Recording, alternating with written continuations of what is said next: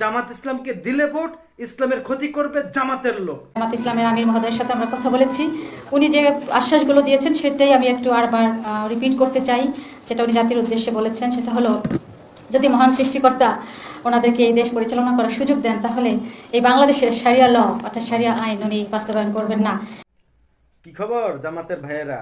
শরিয়া আইন, আল্লাহর বিধান বাস্তবায়ন করার জন্য দাঁড়িপাল্লায় ভোট চাইছিলেন আপনাদের ডক্টর শফিকুর রহমান, জামাতের প্রধান, তাই না?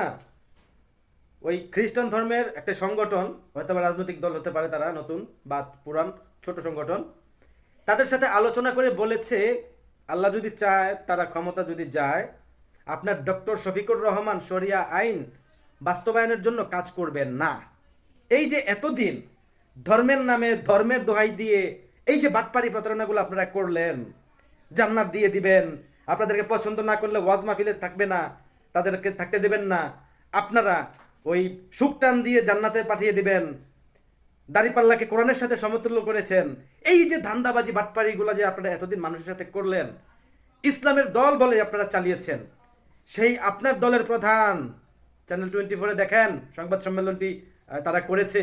তারা বলেছে যে আপনাদের জামাতের যে আমির ডক্টর শফিকুর রহমান ক্ষমতার লোভে ক্ষমতায় গেলে কোনো দিন সে শরিয়া আইন বাস্তবায়ন করতে দেবে না, বাস্তবায়ন করবে না।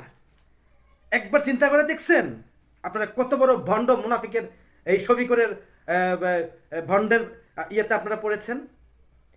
জামাতের অনেক মানুষ ইসলামের পক্ষে, শিবিরের অনেক লোক ইসলামের পক্ষে ফতোয়া দিয়েছেন, কেউ ভাটপারি করে ফতোয়া দিয়েছেন, কেউ লিগেলভাবে ভালোটাই দিয়েছেন। এখন কি দিবেন ফতোয়া?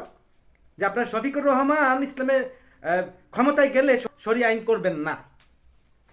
এখন চিন্তা করে দেখেন, আরে ভাই, আপনারা যারা জামাতের প্রধান বানাইছেন ডক্টর শফিকুর রহমান নিরামিষ পার্টি আর দুরু কমিউনিস্ট পার্টির সংগঠন থেকে আসছে, বামপন্থী। আপনার জামাত শিবিরের যে সংগঠনটির একটা মানুষের কাছে মূল্যবোধ ছিল, একটা সম্মান ছিল, সেই জায়গাটা তো আজকে একবার কেরাসিন ঢেলে জ্বালিয়ে দিয়েছে।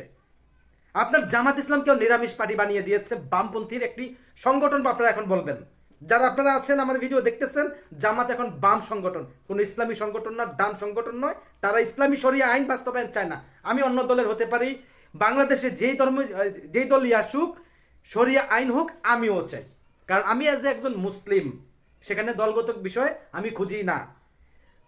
ধর্মের নামে যে বাটপারি করে ক্ষমতায় যাওয়ার জন্য যে আপনারা এতদিন যে পায়তারা করছেন, আপনারা লক্ষ্য করে দেখেছেন প্রবাসের যারা আছে সেখানে ভোট দেবে, সে পেপারে প্রথমে জামাত নিরামিষের নাম দিছে, তারপরে আরো 3-4টা এনসিপি, চরমনাই, এদের নাম উপরে, আর বিএনপির নামটা কোথায় দিছে দেখছেন? বিএনপির ধানের শীষের প্রতীকটা, বিএনপির ধানের শীষের লোগোটা কোথায় দিয়েছে? ওই পাতাটা ভাঙলে ওটা বাতিলের পর্যায়ে পড়ে, সেই জায়গার মধ্যে ধানের শীষের স্থানটা দিয়েছে। অথচ দেখেন এই হারামখোর জামাত শিবিরেরা, হারামখোরের বাচ্চারা বিপদে পড়লে সবার আগে বলে বিএনপিকে পাশে চাই, সাথে নিয়ে রাজপথে লড়বো, হেন করব তেন করব, আমরা সবাই মিলে একতা। হারামজাদার বাচ্চারা, বিএনপির লোগোটা তারা কোথায় নিয়ে দিছে দেখছেন? চিন্তা করছেন? তারা সুযোগ পেলে, ইসলামটাকে তো খেয়ে ফেলছে জামাত ইসলাম, সুযোগ পেলে পুরো বাংলাদেশটাকে গিলে ফেলবে। তাই একই আওয়াজ তুলতে হবে, দাড়িপাল্লায় দিলে ভোট সর্বনাশ করবে জামাতের লোক, জামাত ইসলামকে দিলে ভোট দেশের মানুষের ক্ষতি করবে জামাতের লোক, জামাত ইসলামকে দিলে ভোট ইসলামের ক্ষতি করবে জামাতের লোক। এই স্লোগানে মুখরিত হতে হবে পুরো বাংলাদেশে।